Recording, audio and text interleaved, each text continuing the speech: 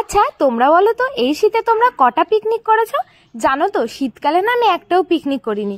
যেই শীত গিয়ে একটু গরম পড়তে শুরু হয়েছে তখনই পিকনিক। আর তেমনই আজকেও ছিল আমাদের একটা পিকনিক। তাই সকাল সকাল রেডি হয়ে সুন্দর করে সাজুগুজু করে চলে এসেছিলাম দাদা দিদিদের সাথে পিকনিক স্পটে। আর আমরা যেখানে পিকনিক করছি সেই জায়গাটা কিন্তু দারুণ সুন্দর। দেখো পুরো মাঠের মাঝখানে আর চারিপাশ দিয়ে দিঘি ছিল, কিন্তু যেইখানে পিকনিকটা হচ্ছে প্রপার সেই জায়গাটাতে আমরা পৌঁছাতেই পারছিলাম না। তো অনেক খোঁজাখুঁজির পরে ফাইনালি আমরা পৌঁছে গেছি। আর এসে দেখি কোয়েল খেতে বসে পড়েছে, আর আমি আর পৌলমিদি ভাবছিলাম যে আমরা কখন খেতে বসবো। তো ফাইনালি এখন আমরা সবাই মিলে খেতে বসে পড়েছি। আর এখানে কোয়েল কিন্তু সবাইকে সার্ভ করে দিয়ে দিয়েছে। বাট এত রোদ ছিল আর এত হাওয়া ছিল, রকিতা তো ছাতা নিয়ে মনে হচ্ছে উড়েই যাবে, ও ছাতাটা কিছুতেই লাগাতে পারলো না।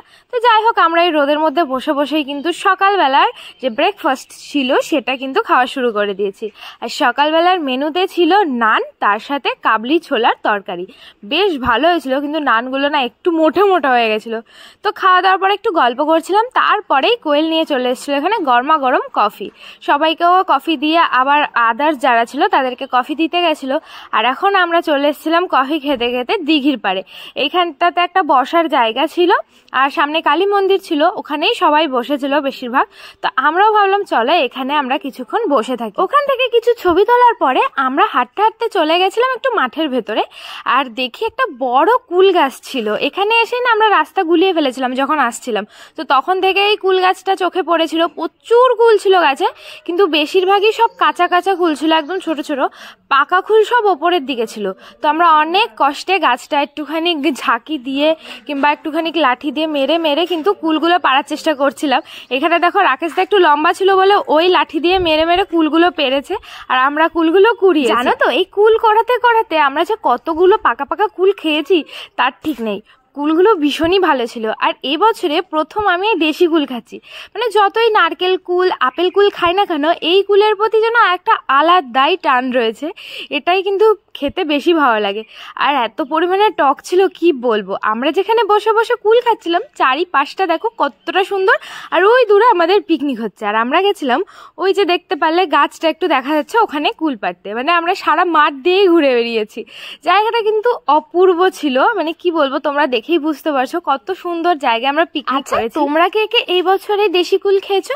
জানো তো আমি আগের বছর মাত্র 2টো কুল খেয়েছিলাম, কিন্তু এবছর পিকনিকে এসে কিন্তু অনেকগুলো কুল খাওয়া হয়ে গেছে। তো ওখান থেকে কুল খাওয়া শেষ করার পরে চলে এসেছিলাম আমরা আবার পিকনিক স্পটে।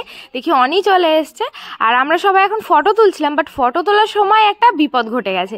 দেখি পৌলমিদির গ্লাস কভারটা নতুন পুরো ভেঙে চুরমার হয়ে গেছে। ওই দুঃখে পৌলমিদি কি আর করবে। যাই হোক আমরা একটু মন ভালো করার জন্য চলে এসেছিলাম আবার দিঘির পাড়ে। এখানটাতে বসে অনেক সুন্দর সুন্দর ছবি তুলছিলাম। অনেকে নৌকা চড়ছিল সেটা দেখছিলাম। বাট আমি আর পৌলমিদি ভয়তেই আর নৌকাতে চড়তে পারিনি। বাই চান্স যদি পড়ে যায় তাহলে আমাদেরকে আর কে রক্ষা করবে, তাই না? তো তারপরে আমরা চলে এসেছিলাম খাবারের এখানে। আর দেখো আমরা এত সুন্দর জায়গায় খেতে বসেছি, এই পাশেই পুরো দিঘি, আবার এই পাশটাতেও দিঘি ছিল। তো আমরা এখানে বসে কিছুক্ষণ গল্প করছিলাম, ততক্ষণ খাবারটা রেডি হচ্ছিল। আর দেখো আমি এমন জায়গায় বসেছি পুরো এক চোখে এসেই রোদটা লাগছে। আর এখন আমি আর পৌলমিদি ওয়েট করছিলাম যে কতক্ষণে আমাদের খাবার আসবে, কারণ অনেকটাই লেট হয়ে গেছিল, বাড়ি আসতে হবে আবার। তো ফাইনালি কিন্তু আমাদেরকে প্লেট দিয়ে গেছে, আর তারপরে চলে এসেছিল গরমা গরম ভাত। এখানে সবাইকে ভাত দিয়ে গেছে, আর আমি আমার প্লেটের অবস্থা দেখছিলাম, নিচে একটু জল দিয়েছিলাম, পুরো প্লেটটাই ভিজে গেছে। যাই হোক এখন গরম গরম ভাত চলে এসছে, তারপরেই দিয়ে গেছে ডাল। তো আমাকে ডাল অনেকটা পরিমাণেই দিয়ে দিচ্ছিল। আমি প্রথমে বলেছি একদম অল্প ডাল দেবে, বেশি দেবে না। আর এটা মটর না ছোলার ডাল ছিল আই থিঙ্ক। যাই হোক এর মধ্যে অনেক সবজি দেওয়া ছিল, ফুলকপি মটরশুঁটি। ডালটা খেতে আমার বেশ ভালো লেগেছে, তাই আমি আর একটু ডাল নিয়ে নিয়েছিলাম। তো ডাল দিয়ে ভাত খাওয়ার সময় চলে এসেছিল কিন্তু গরমা গরম পকোড়া।